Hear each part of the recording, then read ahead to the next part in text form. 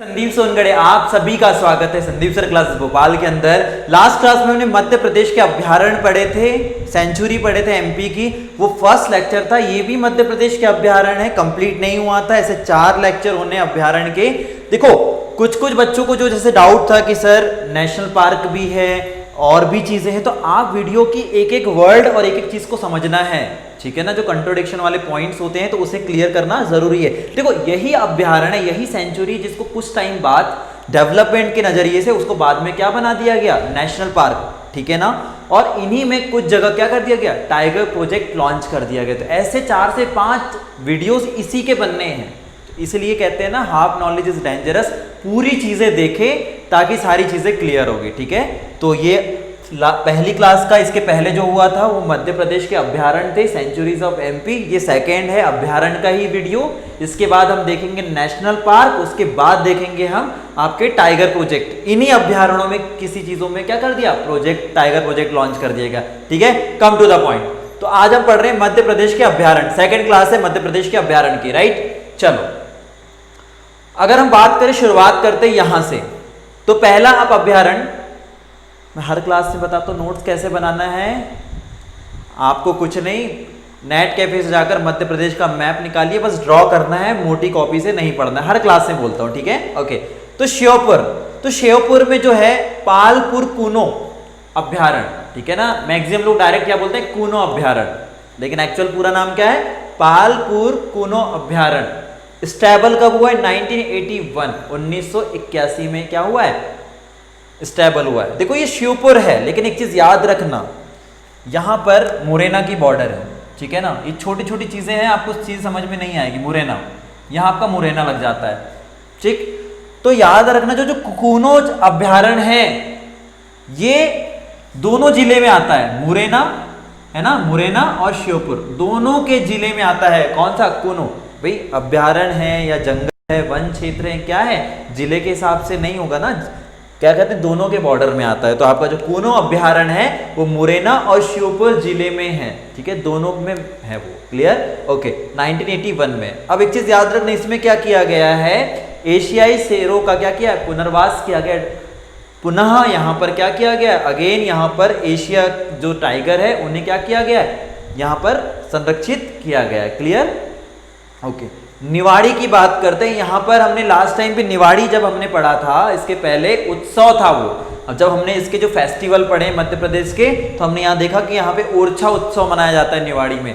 तो अब निवाड़ी में क्या है, अभ्यारण्य पढ़ रहे, तो यहाँ पे क्या है, ओरछा अभ्यारण्य भी है जो स्टेबल हुआ था 1994 में। Is it clear, okay. Then हम आते हैं पन्ना में। पन्ना में क्या है, गंगऊ अभ्यारण्य है। कौन सा है, गंगऊ, क्लियर। अगर क्लियर नहीं दिख रहा है तो मैं बोल भी रहा हूं, पन्ना में है आपका गंगऊ अभ्यारण्य। सतना में है, सतना और रीवा दोनों जिले मिलाकर यहां पर आपको मिल रहा है बगदरा अभ्यारण्य। कौन सा, बगदरा अभ्यारण्य। सतना और रीवा, सतना प्लस रीवा दोनों में मिलाकर कौन सा अभ्यारण्य है, बगदरा अभ्यारण्य, ओके। लास्ट हम बात करते हैं यहाँ पे पनपड़ा, पनपड़ा अभ्यारण्य। क्लियर अगर नहीं दिख रहा तो यहां लिख दे रहा हूं, पनपड़ा, ऐसा, ठीक है ना। पनपड़ा अभ्यारण्य 1983 में स्टेबल हुआ है। अब देखो ये उमरिया में भी आता है एक्चुअली, लेकिन ये अगर देखो यही कुछ चीजें होती है ना, एक्चुअल है कहां पे, उमरिया, लेकिन क्या होता है उसका कुछ भाग कहां है, शहडोल में भी है। तो आपको याद क्या रखना है, उमरिया और शहडोल, ठीक है। जो पनपड़ा अभ्यारण्य 1983 में कहां पर है, उमरिया, लेकिन क्या साथ में याद रखना है, शहडोल और उमरिया, ठीक है, क्लियर। ये छोटी छोटी चीजें हैं जो गलतियां होती है उसको याद रखना है। मंडला की बात करें तो यहाँ पे क्या है, फैन मिनी कोर अभ्यारण्य। कौन सा अभ्यारण्य है, फैन मिनी कोर अभ्यारण्य, मिनी कोर अभ्यारण्य, ओके। कब स्टेबल हुआ है, 1983 में। तो मंडला में कौन है, फैन मिनी कोर अभ्यारण्य जो है सेंचुरी से 1983 में स्टेबल हुआ है, क्लियर। उसके बाद करते हैं, देखो पेंच अभ्यारण्य। पेंच हम सबको पता है कि सिवनी में स्टेबल है, उसका पूरा नाम है मोंगली पेंच अभ्यारण्य। कौन, क्या नाम है, मोंगली पेंच अभ्यारण्य। स्टेबल कब हुआ है, 1983 में। तो याद रखना ये जो अभ्यारण्य है ना ऐसे बॉर्डर में है, तो ये सिवनी और छिंदवाड़ा दोनों में मिक्स है, घटिया पॉइंट। तो ये सिवनी और छिंदवाड़ा दोनों में मिलाकर कौन सा है, मोंगली पेंच अभ्यारण्य। अगर ओनली सिवनी है तो सिवनी लगाएंगे, बोथ ऑप्शन है तो दोनों लगाएंगे आप, ठीक है ना। Okay clear. कुछ बुक में क्या दिया है, छिंदवाड़ा दिया हुआ है, ठीक। ओके फिर बात करते हैं बैतुल की। बैतुल में कौन सा अभ्यारण्य है, कालीभीत अभ्यारण्य। कौन सा अभ्यारण्य है, कालीभीत अभ्यारण्य। यहां दिख नहीं रहा होगा तो लिख दे रहा हूं, कालीभीत अभ्यारण्य। कालीभीत अभ्यारण्य, कालीभीत सेंचुरी कहाँ है, बैतूल में है। अब कुछ अभ्यारण्यों में क्या है, अलग अलग प्रकार के पशुओं का क्या कर रहा है, संरक्षण किया जा रहा है, कंजर्वेशन किया जा रहा है। तो यहां पर क्या किया जा रहा है, बैतूल के कालीभीत अभ्यारण्य में काले भालू और चीते, ठीक है ना, काले भालू और चीते का क्या किया जा रहा है, संरक्षण कहाँ किया जा रहा है, कालीभीत अभ्यारण्य कहाँ है, बैतूल में। Okay clear. उसके बाद बात करते हैं रायसेन में। रायसेन में दो इंपॉर्टेंट है जो अभ्यारण्य सेंचुरीज है। तो रायसेन में आपका रातापानी अभ्यारण्य, ठीक है, काफी लोगों ने नाम सुना होगा, भोपाल के जो निकट रहते हैं उन्हें पता भी होगा। रातापानी अभ्यारण्य 1976, ये डेटा याद रखना बड़ा जरूरी है। रातापानी अभ्यारण्य 1976 में स्टेबल हुआ था, 1976 में। कौन से जिले में, रायसेन में। अब दूसरा क्वेश्चन आ गया कि रातापानी अभ्यारण्य किस नदी पर बसा है। तो रातापानी अभ्यारण्य जो है बेतवा नदी पर प्रवाहित है। कहां पर है, बेतवा नदी पर प्रवाहित है। रातापानी अभ्यारण्य कहां पर है, रायसेन में, और बेतवा नदी पर प्रभावित है। और रायसेन में जो दूसरा अभ्यारण्य है वो है सिंघोरी। क्या है, सिंघोरी, सिंघोरी, सिंघोरी अभ्यारण्य। कब स्टेबल हुआ, ये भी 1976 में ही स्टेबल हुआ है। Is it clear. चलो ओके। उसके बाद बात करते हैं हम देवास की। देवास में है खिवनी अभ्यारण्य। क्या है, खिवनी, खिवनी अभ्यारण्य। यह खिवनी अभ्यारण्य 1995 में कहां पर स्टेबल है, देवास में। तो स्टेब्लिश्ड कहां पर है, देवास में है खिवनी अभ्यारण्य 1995 में। अब यहां पर क्या काफी चीजों का क्या है, काफी पशुओं का क्या कर रहा है, किया जा रहा है, संरक्षण दिया जा रहा है, ताकि उनकी आबादी कहीं ना कहीं विलुप्त होने की कगार में है, ताकि उनको संरक्षित करके उनकी क्या किया, जनसंख्या बढ़ाया जाए। ठीक है, तो यहां पर तेंदुओं का संरक्षण किया जा रहा है, चीतल का संरक्षण है, सांभर का है, नीलगाय और हिरण का संरक्षण किया जा रहा है। किस किस का, तेंदुआ, चीतल, सांभर, नीलगाय और हिरण का क्या किया जा रहा है, संरक्षण किया जा रहा है। कहां पर, देवास में। देवास में कौन से, खिवनी अभ्यारण्य में। Is it clear. ओके। धार की बात कर रहे हैं तो यहां पे कौन सा अभ्यारण्य, सरदारपुर। कौन सा है, सरदारपुर अभ्यारण्य। सरदारपुर अभ्यारण्य है यहाँ पर। और यहाँ पे किसको संरक्षण दिया जा रहा है, खार मोर। किसको दिया जा रहा है, खार मोर। एक प्रकार से मोर की तरह एक पक्षी है, जिसको हम चीनी मोर भी बोलते हैं, है ना, मोर की तरह होता है, लेकिन इसका क्या होता है, साइज में थोड़ा छोटा होता है। तो इस सरदारपुर अभ्यारण्य में किसका संरक्षण किया जा रहा है, खार मोर और दूधराज का, 2005 से। ठीक है ना।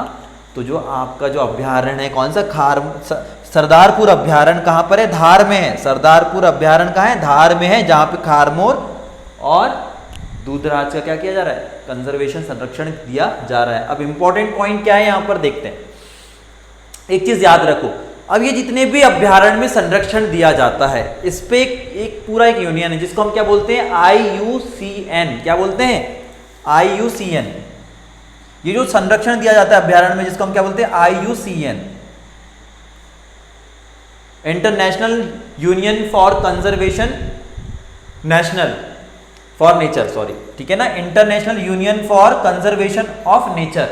तो प्राकृतिक तरीके से जितने भी पशु पक्षियां जो विलुप्त होने की कगार पे, उन लोगों को संरक्षित करने के लिए यूनियन काम करता है, international union for conservation of nature. ठीक है ना। ये 1948 को स्टेबल हुआ था। ये फ्रांस में है, ठीक है ना, स्टेबल फ्रांस में हुआ था। इसका मुख्यालय जो है स्विट्जरलैंड में। क्लियर।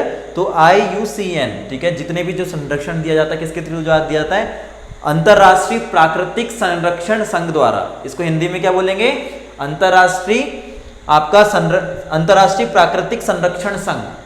ठीक, क्लियर। ओके।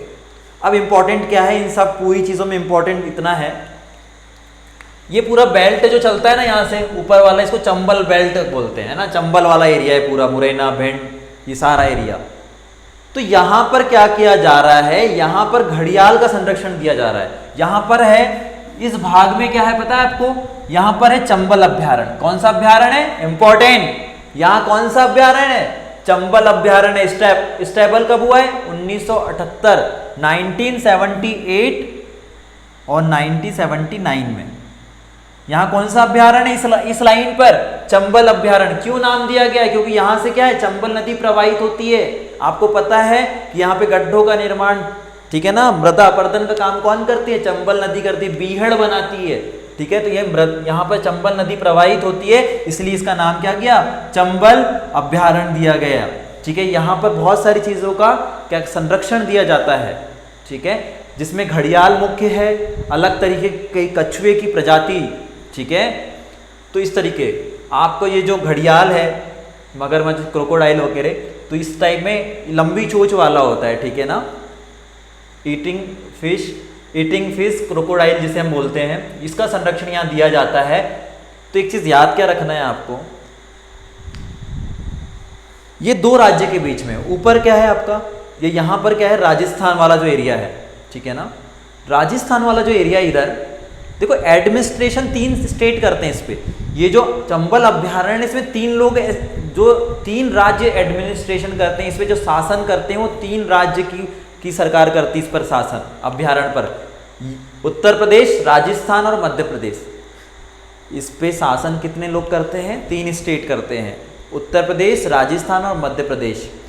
एक्चुअली इसकी लोकेशन ऐसी मानी जाती है कि भाई ये राजस्थान में, लेकिन ये क्या हुआ है, आपका जो मुरैना वाले एरिया इसमें भी फैला हुआ, एकदम बॉर्डर पर है ऊपर, तो इसलिए यहाँ पर क्या चंबल अभ्यारण्य है। और इस नदियों में क्या पाया जाता है, इस जगह पर संरक्षण दिया जाता है, घड़ियालों का संरक्षण दिया जाता है, डॉल्फिन मछली है, कछुआ है, जो बहरी घाटी में पाए जाते हैं। अब यहाँ पर जो कछुए की जो प्रजाति है वो बाटागुर है। कौन सी प्रजाति है, बाटागुर, वेरी इंपॉर्टेंट है, बहुत फेमस है बाटागुर।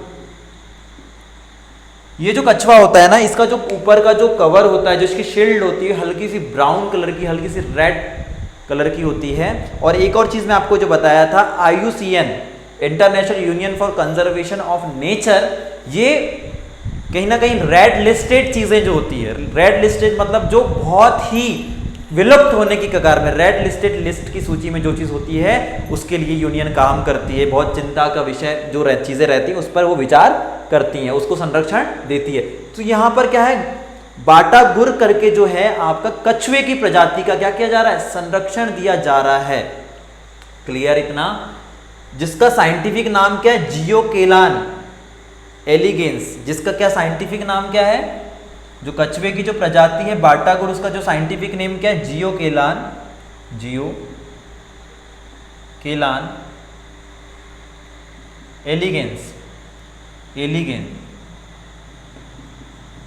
एलिगेंस, ठीक है ना, जियोकेलान एलिगेंस। ये छोटी छोटी चीजें हैं जिसको आपको समझना है। तो जो बाटागुर क्या है, अगर क्वेश्चन आ जाता है कि बाटागुर किस प्रजाति का, कौन सी किसकी प्रजाति है, और 2-3 नाम दे दिया गया, ऐसे क्वेश्चन आते हैं। तो बाटागुर कछुए की प्रजाति है, और ये आपकी जो पश्चिम बंगाल में सुंदरवन घाटी है वहाँ पाए जाते हैं, और चंबल नदी में भी पाए जाते हैं, जो गंगा की सहायक नदी है, ठीक है ना। तो यहाँ भी पाए जाते हैं। तो यहाँ पर याद, इंपॉर्टेंट बोल रहा हूँ मैं, बार बार आपको एक चीज़ बोल रहा हूँ, जो कछुआ की प्रजाति कौन सी है, बाटागुर कछुआ की प्रजाति, जो चंबल में पाई जाती है, जिसका साइंटिफिक नेम क्या है, बार बार बोलेंगे तो याद हो जाएगा, जियोकेलस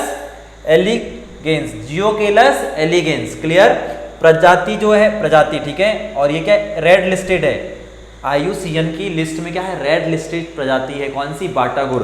क्वेश्चन आ गया, IUCN क्या आ गया, IUCN international union for conservation of nature, अगर रेड लिस्ट है तो कौन सा है आपका, बाटागुर कछुआ। कछुए तो बहुत सारे, लेकिन बाटागुर कछुआ। Clear, okay. अब जो घड़ियाल है ना, इसका साइंटिफिक नेम याद रख लो, इसका साइंटिफिक नाम क्या है, गेवियलिस या गेवियालिस, ठीक है, गेवियलिस गेंगेलिकस, ठीक है ना, गेवियलिस। जो घड़ियाल है, क्रोकोडाइल है, इसका साइंटिफिक नाम क्या है, गेवियलिस गेंगेलिकस, ठीक है ना, गेवियलिस गेंगेलिकस, ठीक है, गेवियलिस गेंगेलिकस, बार बार बोलेंगे याद हो जाएगा, ठीक है। तो जितने लोग के जो डाउट है, कुछ कुछ लोगों ने अलग अलग, देखो तर्क देना एक अलग चीज़ है, पढ़ना एक चीज़ अलग है। मैं आप लोगों तक करंट से रिलेटेड डाटा पहुंचाया जाता है। बहुत सारे लोग कान्हा के बारे में मुझे बताया कि सर अभ्यारण्य पर आ रहे हैं, तो कान्हा देखो यही अभ्यारण्य कुछ टाइम बाद क्या है, इनको जैसे 2008-2018 में क्या कर दिया गया, नेशनल पार्क बना दिया गया। यही अभ्यारण्यों में फिर टाइगर प्रोजेक्ट लॉन्च कर दिया गया। तो अभी हम अभ्यारण्य पढ़ रहे हैं, अब हम नेशनल पार्क और टाइगर प्रोजेक्ट पढ़ेंगे। तो ऐसे 4 वीडियो इसके हैं, जिसमें सेकंड वीडियो है। क्लियर? अभी आप समझना है, अगर आपको मध्य प्रदेश पूरा पढ़ना है तो इस स्क्रीन के लास्ट में से 4 ब्लॉक बन रहे हैं ऐसे। यहां पर मध्य प्रदेश की सारी क्लास आ जाएगी। क्लियर? यहां पे मैथ्स की सारी क्लास आ जाएगी, यहां पर लूसेंट की सारी क्लास आ जाएगी, और यहां पर कोचिंग का सिंबल लगा, ठीक है। संदीप सर की पिक होगी, मतलब मेरी पिक होगी, आप वहां पे क्लिक करेंगे, प्लेलिस्ट मिल जाएगी। वीडियो के बाद एक प्लेलिस्ट का ऑप्शन होगा। जब आपको प्लेलिस्ट मिल जाएगी तो वहां पर बहुत सारी प्लेलिस्ट मिली है, हर एक एग्जाम की डिटेल है, उसका सिलेबस है, ठीक है। कौन कौन से टॉपिक हो गए मैथ्स में ये आपको पता चल जाता है ना। MPPSC के लिए क्या है, और एक चीज़ आपके लिए जो एक ऐप लॉन्च किया गया है, एग्ज़ाम 24/7, एग्ज़ाम 24/7, ये आपका ऐप लॉन्च किया गया है, जहां पर इंडिया की बेस्ट फैकल्टी आपको पढ़ाएगी, ठीक है। हर एक एग्जाम के लिए प्रिपरेशन यहाँ पर अवेलेबल होगी। क्लियर? और बहुत मिनिमम कॉस्ट में, नॉमिनल कॉस्ट में, जहां KG1 का एक बच्चा जो एक मंथ की जो फी पे करता है, वही फी में आपका पूरे सब्जेक्ट का सिलेबस कंप्लीट करा दिया जाएगा। क्योंकि हमारा बस इतना सा फोकस है कि बच्चों का एग्जाम निकले कम फीस के साथ। Okay, thank you so much guys. अच्छा लगे सब्सक्राइब करें एंड मैक्सिमम लोगों तक पहुंचाएं। Thank you so much.